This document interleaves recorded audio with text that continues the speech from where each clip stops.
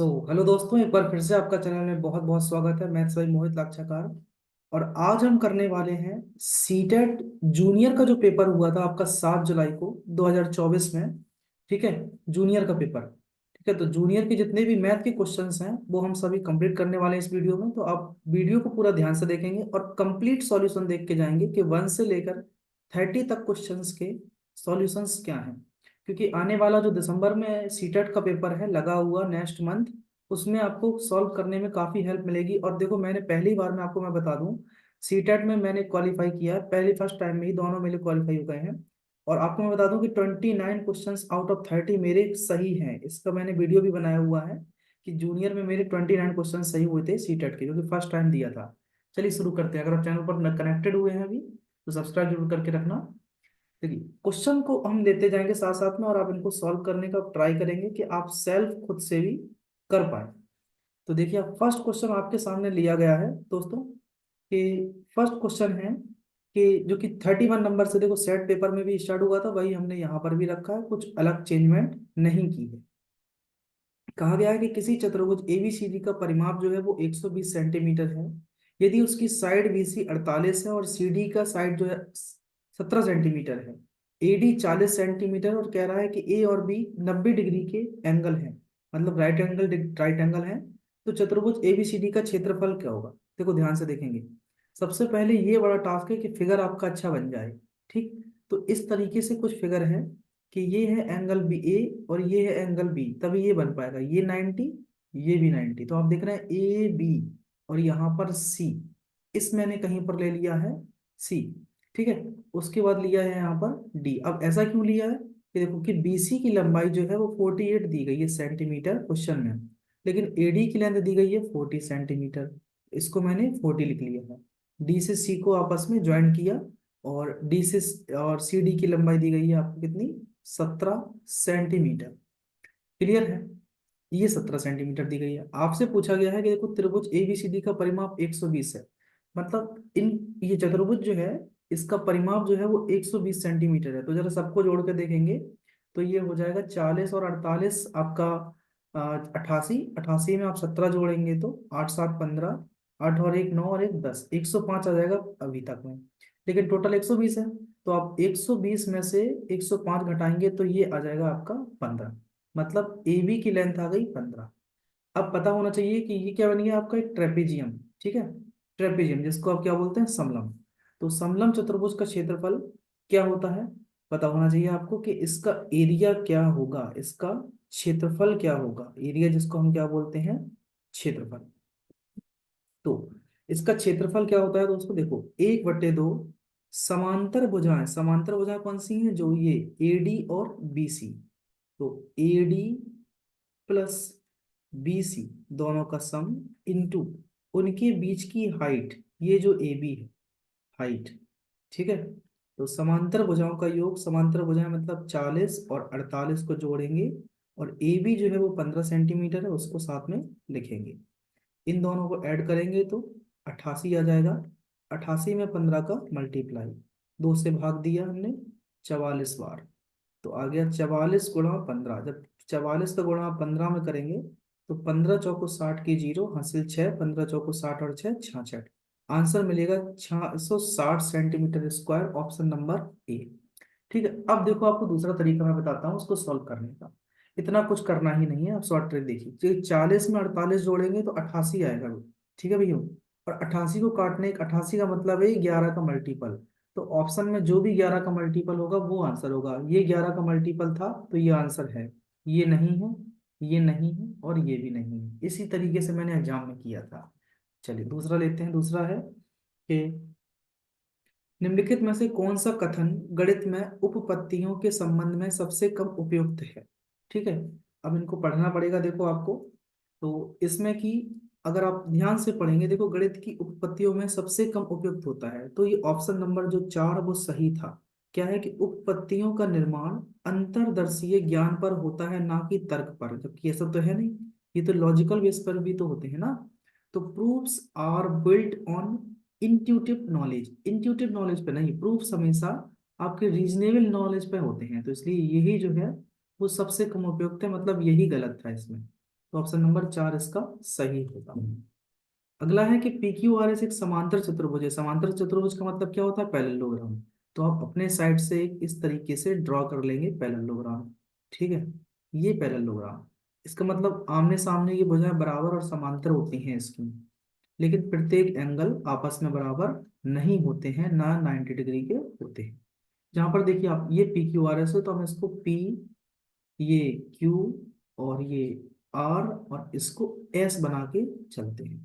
P Q दिया गया है इस क्वेश्चन में, देखो, और लिखा है कि विकर्ण पी आर और क्यू एस, तो इनको भी आपस में ज्वाइन कर लेते हैं कि पी आर और क्यू एस एक दूसरे को बिंदु ओ पे प्रतिच्छेद करते हैं, जहां लिखा है कि ओ पी है एक्स प्लस वाई। तो ये ओ से पी तक की लंबाई ये वाली, ये है एक्स प्लस 7। ओ से आर तक की लंबाई ओ आर ये है 20, तो ये दिया गया है 20 सेंटीमीटर। ओ एस दिया गया है 16, तो ओ से एस तक की लंबाई जो है वो ये है 16, और ये जो दिया गया है आपको ओ क्यू, वो है x plus y, x plus y. अब देखो सॉल्व कैसे करना है। समांतर चतुर्भुज के जो विकर्ण होते हैं वो एक दूसरे को बराबर बराबर पार्ट में डिवाइड करते हैं। क्या मतलब इससे? कि ओ एस बराबर होता है किसके? ओ क्यू के। और याद रखना है आपको कि ओ पी बराबर होता है किसके? ओ आर के। ऐसा क्वेश्चन फिर से बन सकता है। तो ओ पी की लंबाई जो है वो एक्स प्लस 7 है, और ओ आर जो है वो 20 है।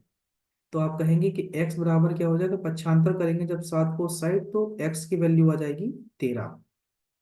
ठीक है, इस क्वेश्चन के लिए x की वैल्यू हो गई 13, लेकिन सवाल में 7y+5 का मान पूछा गया है। तो अब देखो ओ एस जो दिया गया है क्वेश्चन में, ओ एस है 16, यहाँ रख देंगे 16, और ओ वाई जो दिया गया है भाइयों, वो है x+y। ठीक है, जहां पर x की वैल्यू है 13, अभी हमने निकाला है।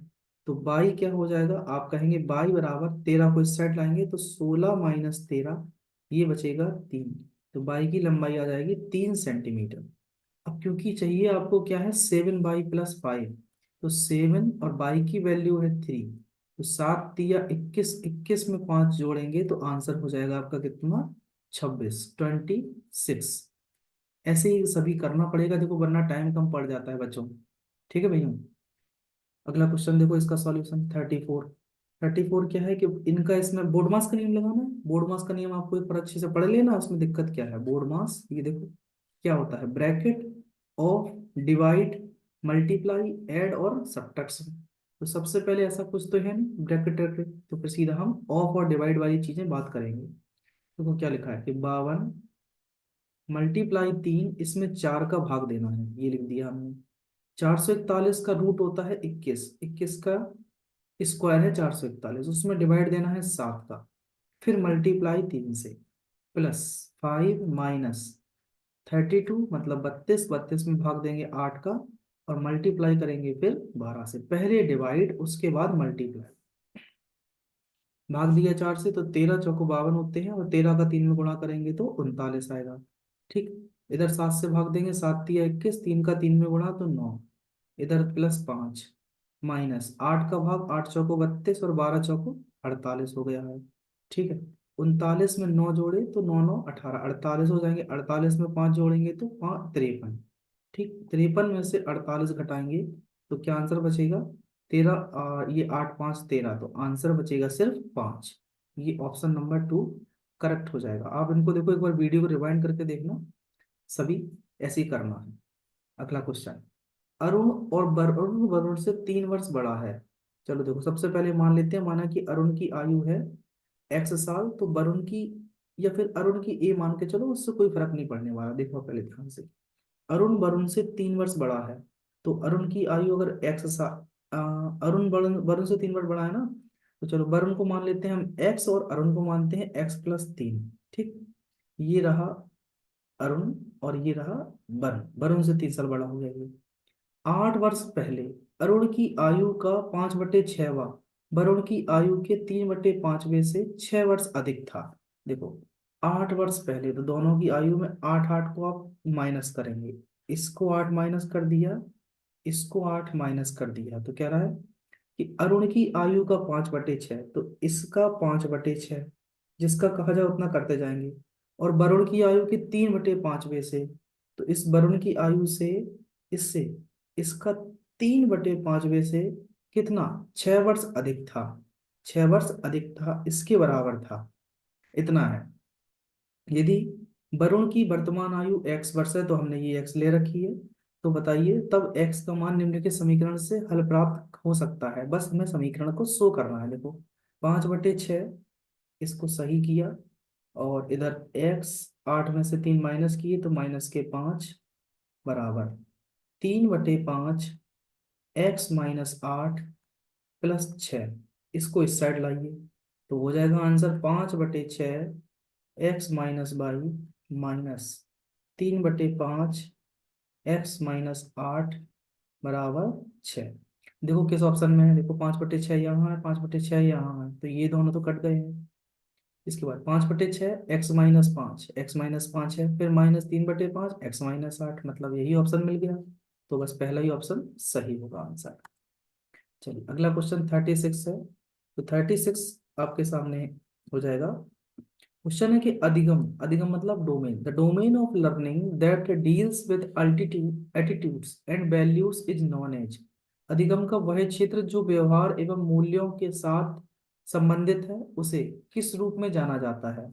ठीक है, उसको हम क्या कहते हैं, नॉलेज डोमेन, या फिर कॉग्निटिव डोमेन, या इफेक्ट अफेक्टिव डोमेन, या फिर साइकोमोटर साइकोमोटर डोमेन।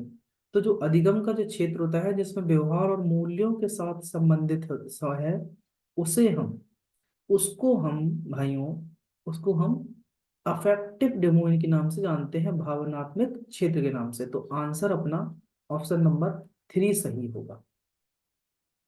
अगला क्वेश्चन, किसी लंबवृत्तीय बेलन की ऊंचाई और आधार त्रिज्या 9 सेंटीमीटर और 6 सेंटीमीटर है। देखो एक ये बेलन रहा, समझ लो। अच्छा बेलन की बात हो रहा है तो इसको तो हम बेलन ही अज्यूम करके चलेंगे ना। ठीक है, ये रहा एक लंबवृत्तीय, मैं क्या बना रहा हूँ यहाँ, शंकु की बन रहा है। ठीक, ये एक बेलन है। कह रहा है कि बेलन की, समझना, ये बेलन है। कह रहा है कि बेलन की जो ऊंचाई है वो है 9 सेंटीमीटर, और आधार की त्रिज्या है वो है 6 सेंटीमीटर। ये रही इसकी त्रिज्या 6 सेंटीमीटर। यदि आधार त्रिज्या आधी कर दी जाए, इसको 6 की जगह पे कर दिया कितना, 3, और ऊंचाई में 3 सेंटीमीटर की वृद्धि कर दी जाए, तो 9 में 3 बढ़ाएंगे तो क्या हो जाएगी ऊंचाई, 12। अब ये नया एक बेलन बन के तैयार हो गया आपके बगल में। कह रहा है तो निम्नलिखित में से इस बेलन के नए आयतन की व्याख्या करता है। देखो पहले अगर इसकी आयतन निकालेंगे तो इसका होगा πr² मतलब 6 का स्क्वायर इंटू एच जो हाइट है। इसका आयतन होता है πr²h, और रेडियस कितना है, ये इस 3 इसमें है 6, ये है हाइट, इसमें ये है हाइट। तो इसका हो जाएगा 3 का स्क्वायर इंटू हाइट का मतलब 6, तो 6 का स्क्वायर 36 × 9 पाई। इसका आयतन होगा, इसका होगा 9 × 12 पाई। ठीक है, दोनों के आ गए हैं। कह रहा है कि नया आयतन मूल आयतन का दुगना हो जाएगा। अच्छा जरा देख लो यहाँ पर, आप बस इसको देखो, रेशियो लेके चलो इस तरीके से। ये है नया आयतन न्यू वॉल्यूम, और ये है ओल्ड वॉल्यूम।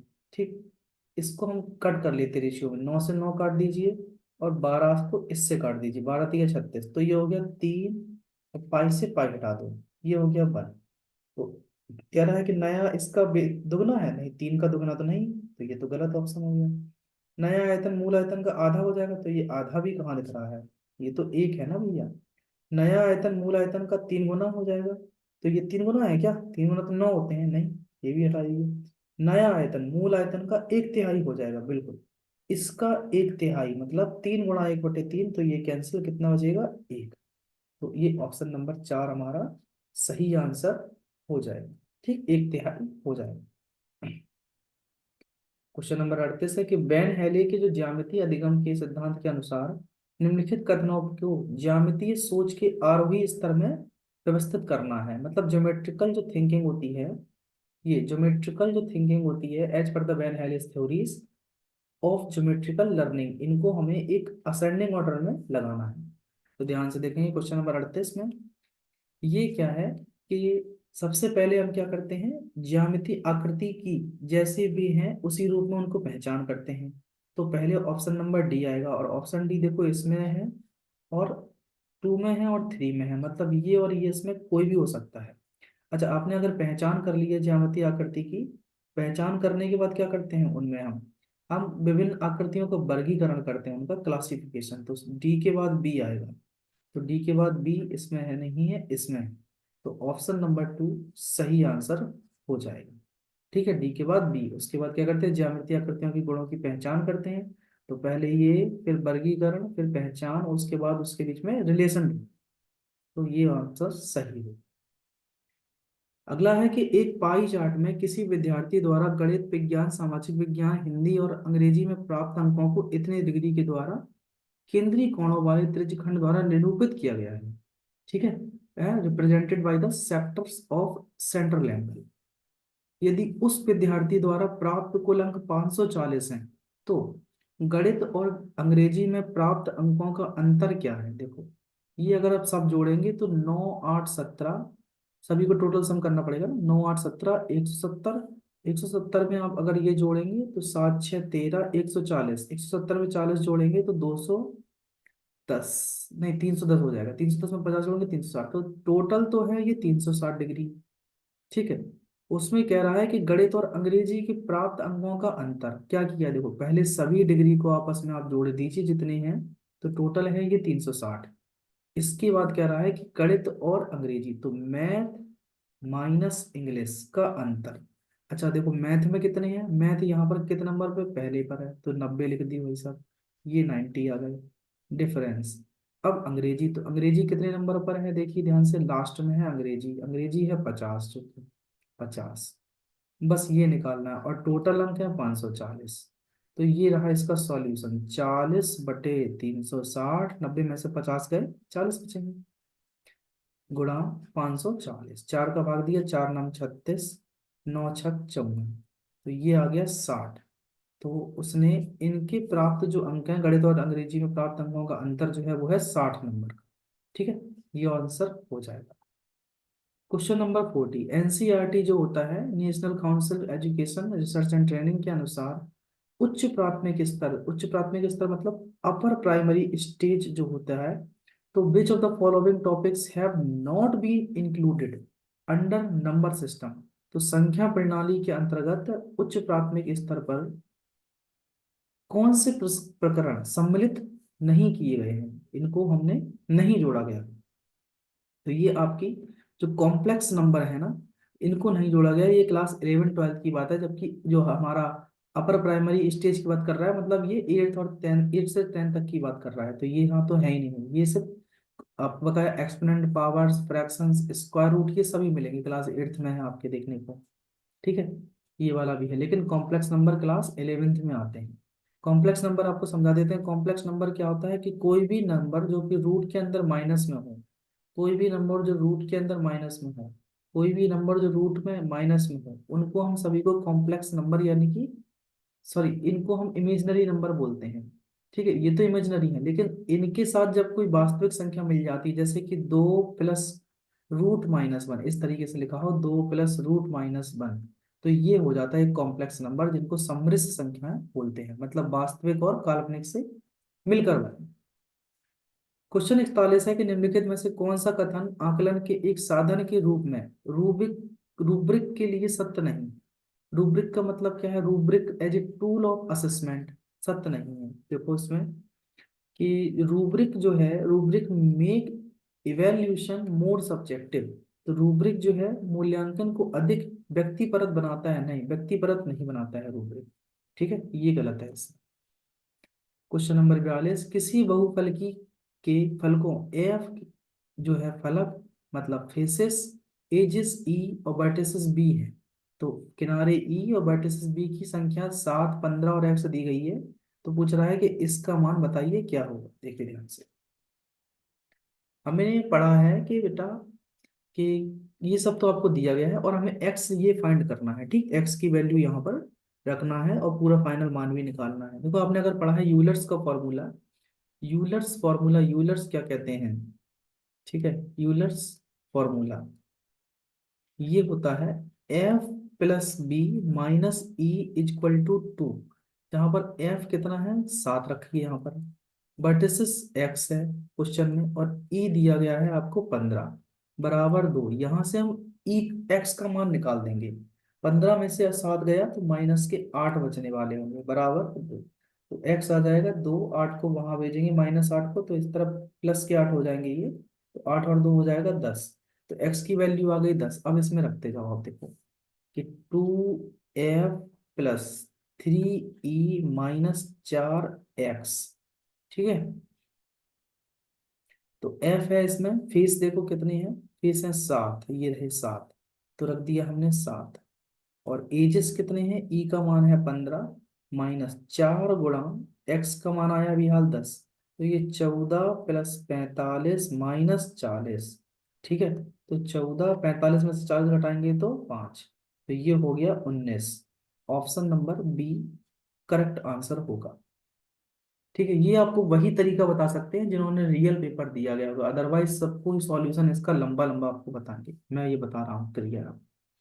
इसको देखो ये 2x+5y का होल स्क्वायर, और यहाँ है 2x+5y माइनस इतना इतना 14, और बकाया में ये सब दिया गया है आपको, ठीक।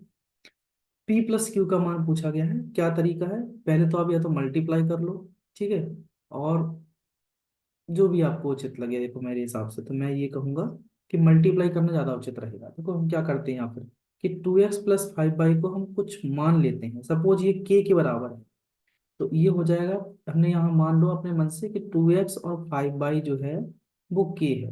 क्वेश्चन में देखो जो बड़ा बड़ा क्वेश्चन होगा उसमें थोड़ा समय देना पड़ेगा, ये k है, तो बन गई इक्वेशन k² -5k -14। अगर यहाँ ये k है तो ये हो जाएगा k+p, और ये हो जाएगा कितना, k+q, ठीक। अब इन दोनों का मल्टीप्लाई करके देख लो, तो k का k में गुणा करेंगे तो k², और k का q में करेंगे तो kq, और p का k में करेंगे तो pq। तो हम क्या करते हैं, दोनों में से k कॉमन और ब्रैकेट में p+q लिख लेंगे, लास्ट में p का q में गुणा कर देंगे तो pq आ जाएगा। अब तुलना कर लीजिए ध्यान से, k-5k-14, देखो k² दोनों में कट गया है, इसको तुलना करो, p+q किसके बराबर हो गया है, k से k तो कट गया है, ये k p+q -5 के बराबर हो जाएगा, तो p+q बराबर हो जाएगा किसके, -5 के, ठीक है। और सवाल में यही पूछा गया था कि p+q क्या होगा, तो आंसर सीधा आ गया -5, खत्म सवाल, इतना सा सवाल सवाल था। चलिए क्वेश्चन नंबर, जब आपको अगर अच्छा लगे सॉल्यूशन तो एक बार लाइक और कमेंट करके जरूर बताना कैसा लगा है, ठीक है। एक तिर्यक रेखा दो समांतर रेखाओं को प्रतिच्छेद करती है, देखो एक ट्रांसवर्सल लाइन है और एक समांतर रेखा को इस तरीके से प्रतिच्छेद करती है। हाँ, इस प्रकार तिर्यक रेखा के एक ही ओर बने दो अंतःकोण इतने इतने हैं, मतलब एक ही ओर बनी है तो ये अंतःकोण, आप उस साइड मानिए चाहे इस साइड, तो ये है 2x+15 डिग्री, और ये दिया गया है 3x-20 डिग्री। तब 4x-x 6 बताना है क्या होगा। तो अच्छा, अगर आपको पता है कि देखो एक ट्रांसवर्सल लाइन तिर्यक रेखा के एक ही ओर बने कोणों का योग 180 है, तो ये सवाल आपके लिए हलवा सवाल हो गया। इन दोनों का योग, इन दोनों का योग वो है 180। अच्छा शेयर कर दिए करो दोस्तों के साथ, कैसा रहेगा यार। 3x में 2x जोड़ दो 5x, और 20 में से 15 घटाओ तो -5 बराबर 180 आ जाएगा।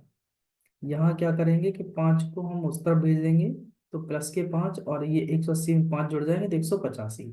5 से भाग दिया आपने, 5 दिया 15, 3 बचेंगे यहाँ पर, फिर 5 सत्ते 35, तो x आ गया है 37।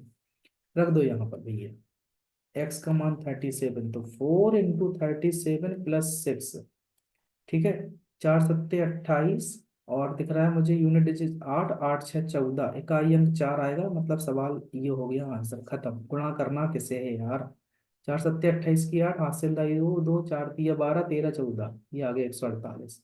148 में 6 जोड़ लीजिए तो 154 डिग्री का आंसर मिल जाएगा, ठीक, ये रहा। चलो 45वां, भिन्नों इतने इतने में सबसे बड़ी और सबसे छोटी भिन्नों का योग बताओ। देखो पहले तो इनको सही से लिख लो भाई, ये है 6/7, ये 5 दूनी 10 और 3 13, ये मिक्स्ड फ्रैक्शन में है, इनको सिंपल फ्रैक्शन में कर लीजिए। ये 3/8, ये 15 दूनी 30 और 8 38 हो गई, 38/15। अब छोटी बड़ी निकालने का तरीका आपको बढ़िया से दिखाते हैं, देखो क्रॉस मल्टीप्लाई, 5 का 6 में 5 छक्का 30 मल्टीप्लाई करो, इस तरीके से 5 छक्का 30, और 13 सत्ते 91, 7 का यहाँ, यहाँ है 30, यहाँ 91, तो हमें छोटी चाहिए पहला टारगेट, तो ये छोटी है, इसको हटा दिया हम। अब इन दोनों में तुलना, 8 छंग 48 और 7 तिया 21, 48 ज्यादा होते हैं 21 कम, तो ये सही है, ये हटा दिया। इन दोनों में 15 तिया 45, ये करेंगे तो बहुत बड़ा आएगा, तो सबसे छोटी हो गई 3/8। अब चाहिए सबसे बड़ी, तो फिर से देख लेंगे, 6 पंचे 30, 13 सत्ते 91, ये 91 हो रहा था तो इसे हटा दिया है। 13 अट्ठे 104, 5 तिया 15, इसको हटा दिया है। इसका गुणा करेंगे तो देखो आप, 15 तिया 45 की 5, 15 एकम 15 और 4 19, 195। इसको करेंगे तो 15 अट्ठे 120 की 0, हासिल आई 12। 15 तिया 45, 45 में 12 जोड़ेंगे तो, सॉरी 5 तिया 15, 15 में 12 जोड़ेंगे तो ये तो भैया 27, 270 के आसपास, मतलब सबसे बड़ी यही है। इन दोनों का निकालना है डिफरेंस, ठीक, सबसे छोटी और सबसे बड़ी का अंतर। अच्छा योग पूछा गया है, तो योग जोड़ दीजिए दोनों, कोई बात नहीं। तो 15 और 8 का जो लासा होगा वो होगा कितना, 120। ठीक है, 15 अट्ठे 120, और 8 से भाग देंगे तो 15 अट्ठे 120। यहाँ तक कोई दिक्कत नहीं होगी, तो 15 से भाग दिया, 15 अट्ठे 120, 8 का गुणा 38 में, तो 8 गुणा 38 आ गया, प्लस यहाँ दिया 8 का भाग इसमें, तो 15 बार, और 15 गुणा 3 आ जाएगा यहाँ पर। सॉल्व किया तो 15 तिया, पहले यहाँ कर लो बेटा, 8 8 64 की 4, हासिल आई 6, 8 तिया 24, 24 में 6 जोड़ेंगे तो 304, ये हुए 15 तिया 45। ठीक, सबको जोड़ा हमने तो मिला 5 4 9, इधर पे 4, और यहाँ पर 349/120। ठीक है, ऑप्शन में कहीं दिखे आपको क्या, नहीं ना, तो सबसे बड़ी और सबसे छोटी भिन्नों का योगी कहा गया था, इसका आंसर हमारा ये ऑप्शन नंबर 4 दे रहा है। ठीक है, तो शायद ये 3 से कट रहे होंगे, 3 एकम 3, 3 से तो नहीं कट रहे हैं, शायद कुछ थोड़ा बहुत मैंने गलती की होगी। तो एक बार फिर से देख लेते हैं कि 5 दूनी 10 और 3 13, ये 3/8, 15 दूनी 30 और 8 38, ठीक है। 6 पंचे 30 और 7 13 सत्ते 91, ये बड़ी है, ठीक। 13 अट्ठे 104, 5 तिया 15, ये बड़ी है। 15 तिया 45, 15 एकम 15 और 4 19, ये बड़ी तो नहीं है। 5 तिया 15, 150, और 15 अट्ठे 40, ठीक है, अच्छा ये बड़ी है, ठीक है। तो यहाँ 13/5 लेना है भैया, इसको सुधार लो, कोई बात नहीं, हम सब हटा देते हैं। सबसे छोटी ये रही 3/8, और सबसे बड़ी रही 5 तिया 5 दूनी 10, 3 13, 13/5, इनको जोड़ना है। ठीक, छोटी स्मॉलेस्ट और लार्जेस्ट, लासा आया 40, 8 पंच 40, 5 तिया 15, 5 अट्ठे 40, 13 अट्ठे 104 हो जाएगा। दोनों को जोड़े तो ये 1 1 9/4, मिक्स फ्रैक्शन में लिखने के लिए 40 दूनी 80, 80 में 39 जोड़ेंगे तो 119 आ जाएगा। तो ऑप्शन नंबर 4 बिल्कुल सही होगा। ऐसे देखो एक दो सवाल गलत होते हैं परीक्षा में आपके भी, लेकिन हमें दोबारा रिव्यू करना होता है। 46वां देखिए, निम्नलिखित में से क्या आकलन के, अब आकलन के अर्थ को नहीं समझाता है। आकलन मतलब क्या, असेसमेंट को नहीं समझाता है। ठीक है, तो ये जो है, it helps to level the students, no, तो यह विद्यार्थियों के नामांकित करने की ये सहायता करता है, नहीं, ये नहीं करता है। ठीक है, आकलन को नहीं समझाता, बस यही गलत है इसमें। 47 में, निम्नलिखित में से क्या गणित में रचनात्मकता का संकेत तो नहीं है। ठीक है, क्या जो है वो indicator of creativity in mathematics नहीं है। तो ये है जो आपका, विद्यार्थी जो विभिन्न संदर्भों में अभिसारी चिंतन का उपयोग करते हैं, तो ये कभी भी कन्वर्जेंट थिंकिंग नहीं करते हैं भैया। स्टूडेंट्स हमेशा मल्टीपल और अल्टरनेटिव प्रॉब्लम सॉल्विंग स्ट्रेटजी देखो अपनाता है। फ्लेक्सिबिलिटी होना चाहिए, साथ में पोस्ट क्वेश्चन होना चाहिए, मतलब प्रश्न प्रस्तुत कर सकते हैं इसमें विद्यार्थी। ऐसा नहीं कि, ऐसा थोड़ी ना कि अपने दिमाग को छोटा करके सोचेंगे, नहीं। 48 में, यदि इतने में जोड़े जाने वाली संख्या x ऐसी न्यूनतम संख्या है जो उसे एक पूर्ण वर्ग बना देती है, तो कह रहा है इसका मान बताओ क्या होगा। तो बताओ 955 में, अच्छा 961, अगर आपको याद हो तो 31 का स्क्वायर होता है 961। ठीक, इसलिए कहते हैं 31 तक के वर्ग याद होना चाहिए भैया, 30 31 32 तक के। अगर याद है तो देखो कितना सरल आंसर ये हो गया है। 11 में से 5 गए 6, मतलब 6 जोड़ देंगे तो बन गया, एक्स का मान आ गया 6, यही है। इसमें रख दो 3 × 6 + 2, 6×3 = 18 और 2 20 आंसर। ठीक। अब जिनको नहीं आता उनके लिए समझो, 955 का आप भाग विधि के द्वारा निकालो वर्गमूल, इस तरीके से ऐसे। जिसने कभी नहीं पढ़ा है उसको समझ लीजिए ध्यान से कैसे कर लेंगे। 3 × 9, ठीक है, ये तो कैंसिल हो गए। अगली संख्या उतारी आपने 55, और फिर 3 में 3 जोड़ दो, ये हो गए 6। अब ये 61 बन जा, 61 लेना पड़ेगा, एक ज्यादा बार चलता है हमेशा इसमें, जब भी भाग विधि में जोड़ने वाली बात आती है। 61 में से उल्टा घटाइए, माइनस कर दो, तो ये बचे 6। तो बस यही एक्स का आंसर है कि इसमें अगर 6 जोड़ देंगे तो ये हमारा एक परफेक्ट स्क्वायर बन जाएगा, जो कि 961 होगा। और 961 कुछ और का वर्ग नहीं, ये लिखा है ऊपर आंसर 31। ठीक है। बाद में एक्स की वैल्यू हमने यहाँ रख दी है, तो आंसर आ गया आपका 20। इस सवाल का आंसर ये हो जाए 49। 1 से 50 के बीच ऐसी कितनी प्राकृतिक संख्या हैं जो 3 5 7 प्रत्येक से विभाज्य है? देखो, 1 से 500 के बीच, तो क्या करिए, आपके 500 में 3 5 7, 5 तिया सबका लासा ले लो, 5 तिया 15 सत्ते 105, 105 से भाग देने पर कितनी संख्याएं हैं जो इनसे इससे कट रही हैं? देखो, पहली तो 105 ही है, दूसरी इसका दुगना 210 हो जाएगी। ठीक है, वरना यहाँ से देख लो आप, ये सीधा 4 गुना जा रहा है, 4 बार। 5 बार तो जाएगा नहीं, 4 बार जा रहा है। 4 × 5 = 20, 4 × 1 = 4, तो मतलब ये 4 संख्याएं होंगी से। 105 चौको होते हैं ना, 420। इससे ऊपर निकलेंगे 500 से ऊपर हो जाएगा, तो आंसर ऑप्शन नंबर 2 हो जाएगा।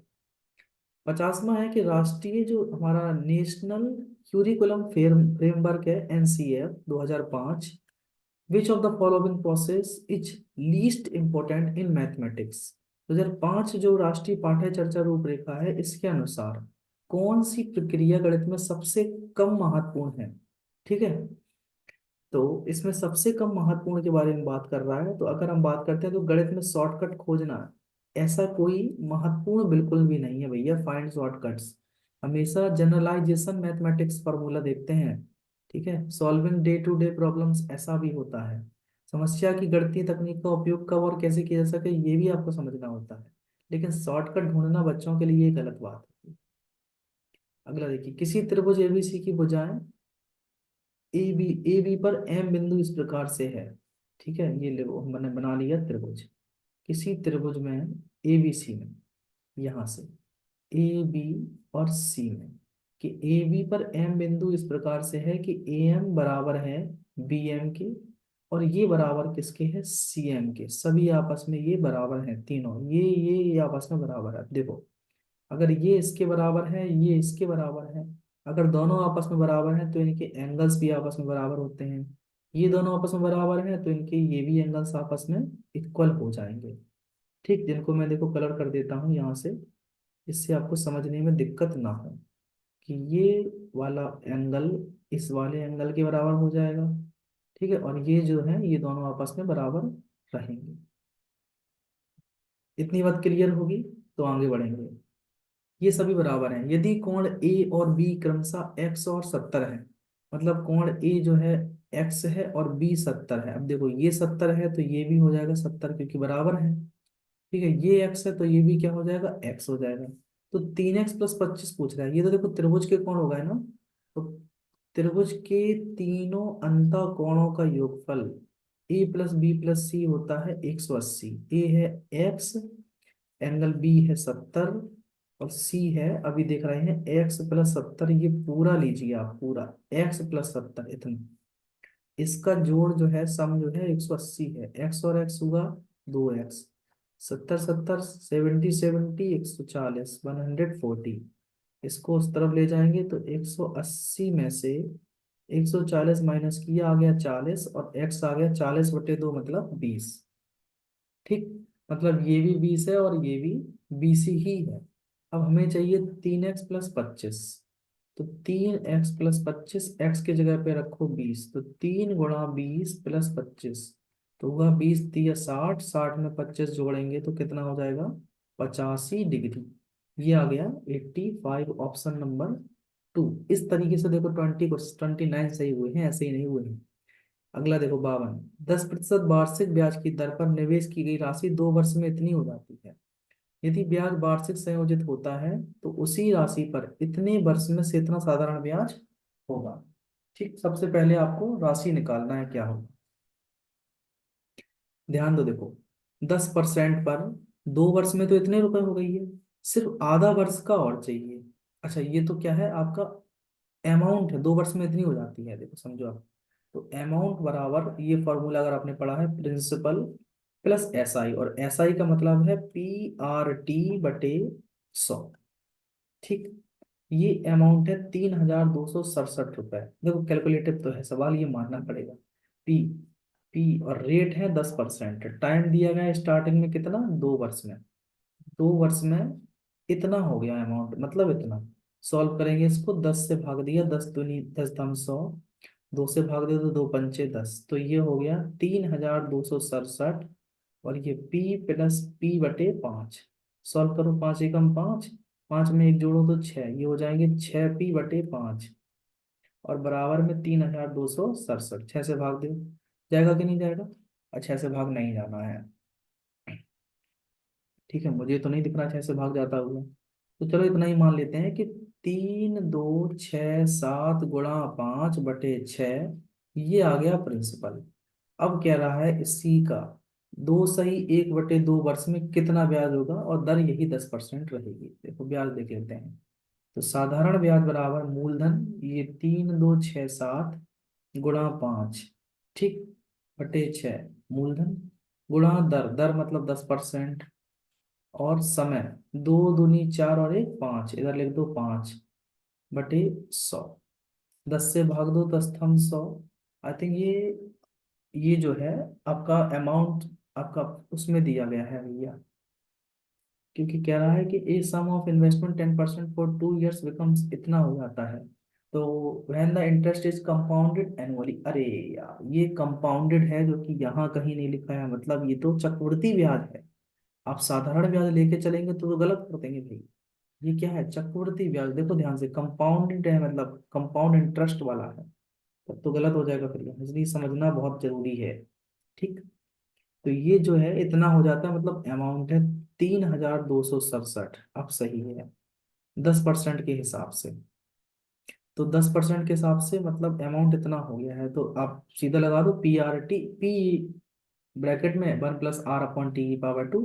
ठीक, तो यहाँ देखो 10% के हिसाब से है, तो हम सीधा लगा देते हैं कि 100 से 110 हो जाता है, 100 पर 10 रुपये ब्याज पहली साल। दूसरी साल 100 से फिर से 10 रुपये ब्याज, तो 110, वही लगाया फॉर्मूला। ठीक है, 0 से 0 काटो, इससे ये काटो, 11 का भाग जा रहा है, 11 दूनी 22, बचेंगे 10। 22 और 10 32 होते हैं, 10 बचेंगे, फिर 11 9 99, और 11 सत्ते 77। फिर जा रहा है 11 से भाग, 11 दूनी 22 और 11 सत्ते 77। 10 गुणा 10 100, 100 का गुणा 27 में करिए तो प्रिंसिपल आ जाएगा आपका 2700। ठीक, थोड़ा कॉम्प्लिकेटेड सॉल्यूशन लगा होगा, लेकिन है भैया शॉर्ट तरीका बताना जरूरी होता है। अब देखो साधारण ब्याज, प्रिंसिपल ये रहा 2700, गुणा दर, गुणा समय, दो है 2.5 वर्ष, 2.5 का मतलब होता है 2 दूनी 4 और 1 5/2 वर्ष, और नीचे 100। इससे ये काटो, 2 से भाग 2, इसमें 2 पंचे 10, तो ये हो गया 55 25। तो 27 में अगर 25 का गुणा करेंगे, पता है लास्ट में 625, तो 25 का स्क्वायर होता है, मतलब 675 ही आएगा। ठीक है, तो ये आंसर हो जाएगा 675। अच्छा ध्यान से पढ़ लेना, देखो हिंदी में कहीं भी नहीं लिखा है कि इस चक्रवृद्धि ब्याज पर ब्याज संयोजित होता है, लेकिन इंग्लिश में साफ लिखा है कंपाउंडेड एनुअली। तो पढ़ना बहुत जरूरी है क्वेश्चन को अच्छे से। 53, किसी त्रिभुज एबीसी की भुजा, एक त्रिभुज बना लीजिए आप तो ध्यान से, जब भी आए सवाल ज्योमेट्री का उसके अकॉर्डिंग चलते जाओ। किसी त्रिभुज एबीसी की भुजा एबी पर एक डी इस तरीके से बिंदु है कि सी डी, तो जो सी डी है ये कोण अर्धक, कोण ए सी बी का समद्विभाजक है। मतलब ये और ये कोण आपस में बराबर है। ठीक है, यदि कोण ए 50 डिग्री है, ये 50 है, और बी 70 है, तो ये दोनों आपस में बराबर है। अच्छा देखो 70 और 50 होगा 120, अगर टोटल सम होता है 180, इसमें से घटाएंगे तो ये 60 आ गया। तो ये हो गया भैया 60 मतलब 30, ये 30, ये आधे आधे पूछा गया, एडीसी, एडीसी, ये तो खत्म सवाल। ये 50, ये 30, 80, ये कितना बचा 100, टोटल 180 करना है ना तीनों का सम, ये भी तो त्रिभुज है एडीसी, तो ये हो गया 100 आंसर। 54। किसी कक्षा के कुछ विद्यार्थियों द्वारा प्राप्त अंक कितने इतने दिए गए हैं, इस आंकड़ों के मध्य और परिसर का अंतर क्या है। देखो, हमें माध्य मतलब क्या होता है, इनका मीडियन जो है, लिखा है ये लिखा है मीन, माध्य। और रेंज का मतलब होता है हाईएस्ट माइनस लोएस्ट।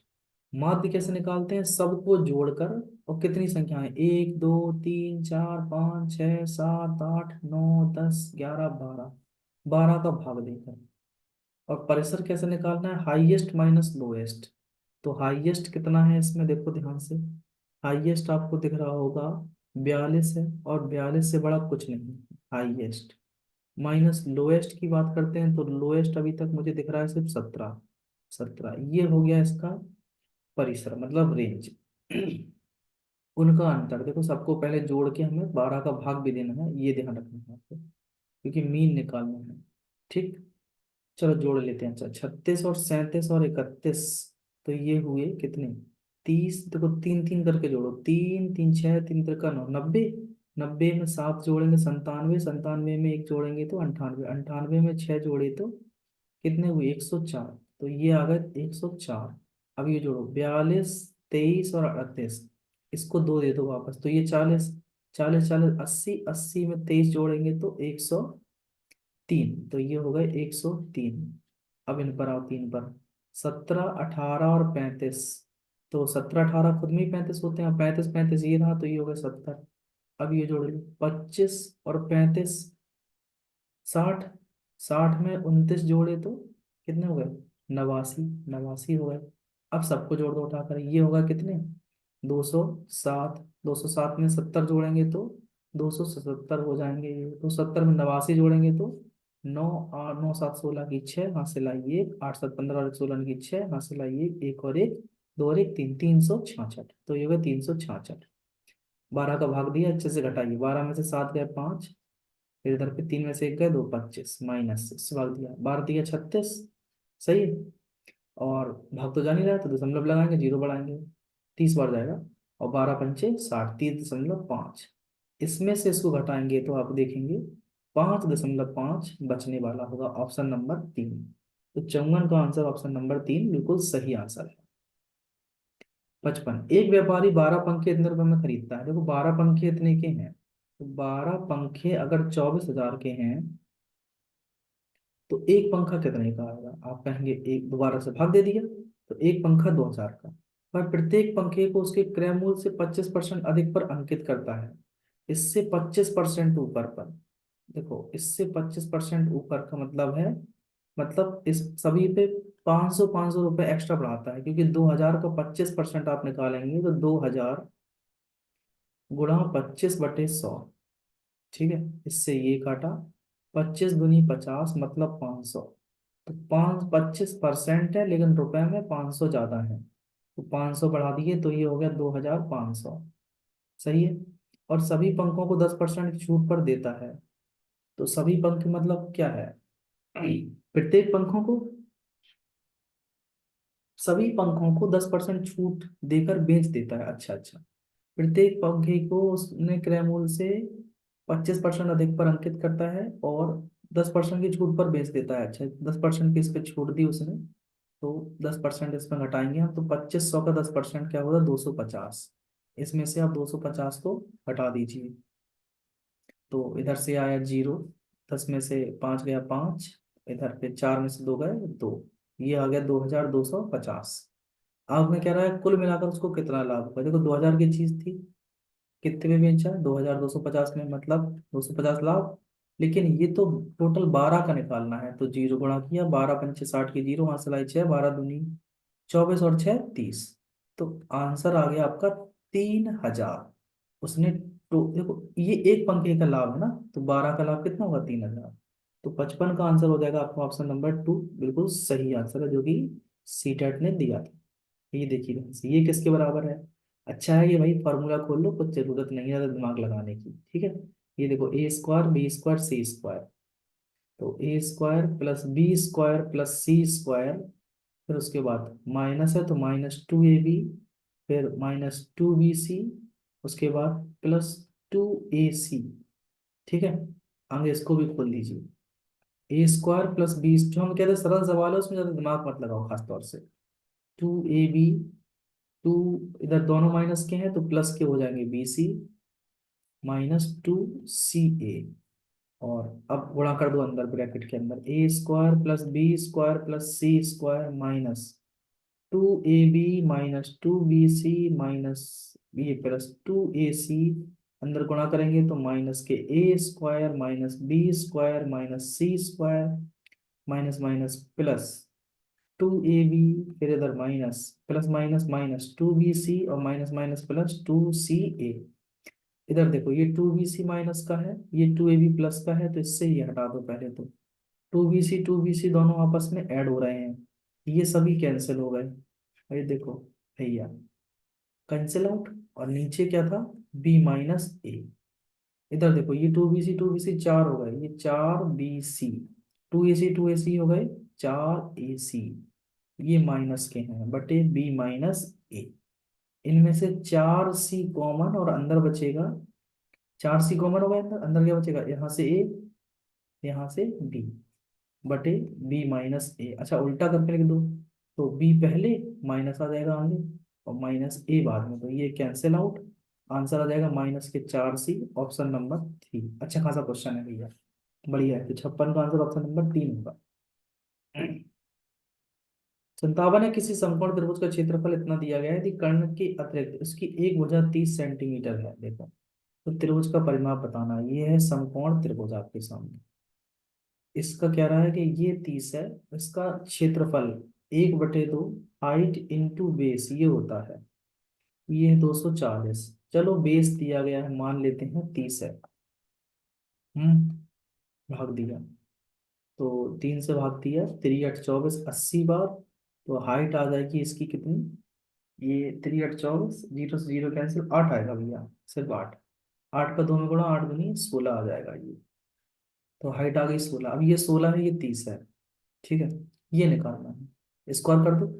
30 का स्क्वायर 900 पाइथागोरस, 16 का 256, तो कितना हुआ 1156।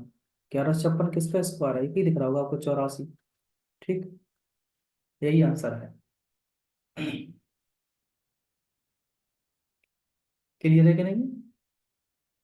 इस त्रिभुज का परिमाप पूछना है, अरे नहीं नहीं गलत हो गया। ये तो 256 लिख दिया हमने, ये सब सही है, हमें ये और निकालना था, ठीक है। अच्छा ट्रिपलेट देख लो भैया, ये 8 15 और 17, 17 का दुगना हो जाएगा 34, ठीक है। ये 8 का दुगना है, ये 15 का दुगना, तो ये 17 का दुगना 34, सबको जोड़ना है। तो 16 + 30 + 34, सबको जोड़ो, 6 4 10 की जीरो, 3 3 6 और 1 7 और 1 8, 80 आंसर आएगा, 84 में। मैं ये क्या निकाल रहा था भैया, नहीं ये तो गलत हो जाएगा, ये सब सही है। इसका रूट लेना है तो ये 34 आएगा। 58, एक शिक्षक शिक्षार्थियों को विभिन्न प्रकार के त्रिभुजाकार कागज की कतरनें वितरित करता है और उन्हें कोणों को योग ज्ञात करने के लिए, कोणों को मापने और सारणीबद्ध करने के लिए कहता है। वह उन्हें प्रत्येक परिस्थिति में परिणाम नोट करने के लिए कहता है, ठीक है। तो शिक्षण की यह विधि कौन सी है, शिक्षक केंद्रित उपागम, या विश्लेषणात्मक मतलब एनालिटिकल, या फिर टीचर सेंटर्ड अप्रोच, या डिस्कवरी मेथड, या फिर डिडक्टिव मेथड। तो ये आपकी एक खोज विधि है जिसको हम डिडक्टिव मेथड कहते हैं। क्या कहते हैं, डिडक्टिव डिस्कवरी मेथड। 59 है कि निम्नलिखित में से कौन सा सत्य नहीं है, तो ये एक व्यंजक नहीं है क्या, तो ये तो व्यंजक है भैया, ठीक। व्यंजक नहीं है क्या, तो बिल्कुल सही है, ये व्यंजक नहीं है। गुणन की संक्रियाएं गणितीय व्यंजकों पर की जा सकती हैं, बिल्कुल सही है। तीसरे में है व्यंजक इतने और अधिक सरल नहीं किया जा सकता, बिल्कुल, क्यों नहीं किया जा सकता भैया, ये x + 5 का होल स्क्वायर है, अलग दिख रहा है सबको, ठीक है। तो यही गलत है, इसको सब और सरल किया जा सकता है। अगला है दो संख्याओं का अनुपात इतना है, एलसीएम इतना है, तो इनका एलसीएम और एचसीएफ का योग बताओ क्या होगा। देखो, माना कि पहली संख्या, अगर ये संख्याओं का अनुपात है तो एचसीएफ मान के चलो अपने तरफ से आप एच है, तो पहली संख्या हो जाती है बच्चों हमेशा एचसीएफ का मल्टीप्लाई 3h और 7h। इन दोनों का आप एलसीएम निकालेंगे तो हो जाएगा 3, या फिर इस तरीके से देखो, पहली संख्या गुणा दूसरी संख्या बराबर लासा, जो कि कितना है 630, गुणा मासा, और मासा भी हमने माना है कितना h, ये है इसका मासा। ठीक है, एच सी एफ जिनको बोलते हैं।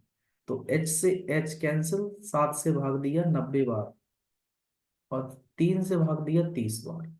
तो इसका जो मासा आ गया, एच आ गया, वो है 30 है।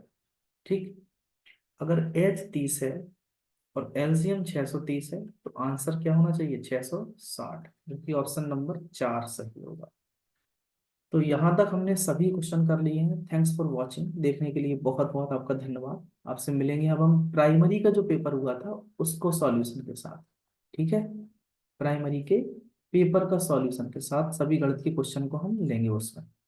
तो थैंक यू अगेन, और चैनल को सब्सक्राइब करके रखना। अगर आपको वीडियो अच्छा लगे तो कमेंट जरूर करके बताइए। आप देख लीजिए एक बार फिर से, हमने टोटल जितने 30 क्वेश्चन थे सभी क्वेश्चन को कंप्लीट कर लिया है। ठीक है, पीडीएफ हर जगह अवेलेबल है, आपको चाहिए तो मैं विद एनोटेशन के साथ जो लिखा हुआ है उसको मैं टेलीग्राम पर जाकर डाल दूंगा। ठीक।